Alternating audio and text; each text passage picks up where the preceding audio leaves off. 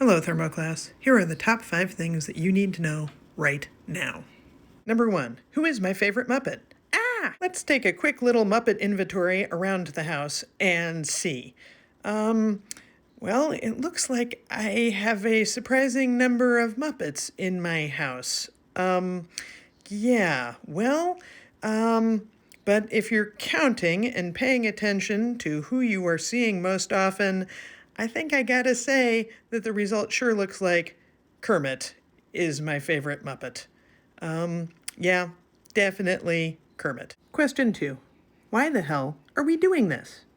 Yes, most of us are not in the complications danger zone, so this seems a little silly. But this is a network problem, and I'm going to illustrate it by using one of our class's favorite tools. LinkedIn. Pretend for a moment that this is a representation of people I actually interact with in real life in Lewisburg. Let's take a peek at some of the folks I'm recently connected with. Here's people, last names removed, who I've connected with in the past several weeks. Let's zoom in on Robin. Robin was in the first class I taught at Bucknell, and I'm really happy that we were able to reconnect recently. Now, looking at this carefully, we see that she and I share 5 connections. Continuing to pretend this is the real world, that means if I were sick, and I wanted to make sure that Robin didn't get sick as well, I would have to not only avoid meeting up with Robin, but I'd have to avoid meeting up with all those 5 other people. Now let's go one click further in. So, to protect Robin from catching the bug I've got, I not only have to avoid her, I have to avoid Trisha and Kristen and Whitney and Shalonda and Chris. And they, in turn, have to also be avoiding Robin. But that's not all there is to our connections.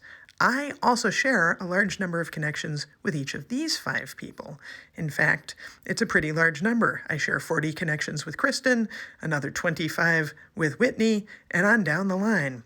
When we add this all up, it's well over 100 people that I have to be avoiding. And not only that, but it works in all directions. I have to avoid all of those people have to avoid each other. The infection can spread in any direction through this network. Every single one of us is responsible for the health of every single other one of us.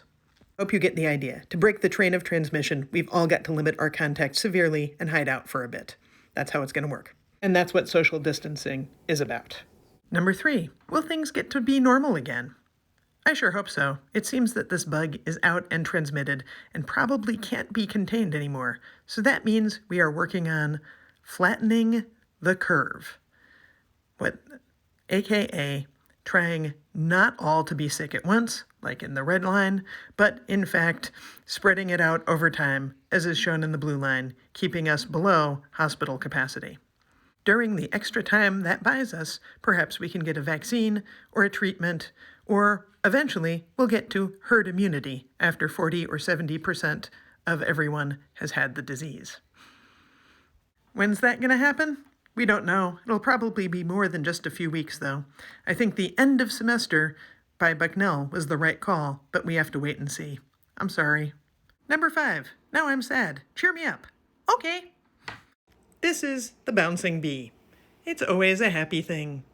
Let's chill with the bouncing bee for a little while, feel happier, and know that we are all in this together. We'll get through it. We will. And we'll even learn some thermodynamics along the way. I promise. Catch you later. Bye-bye.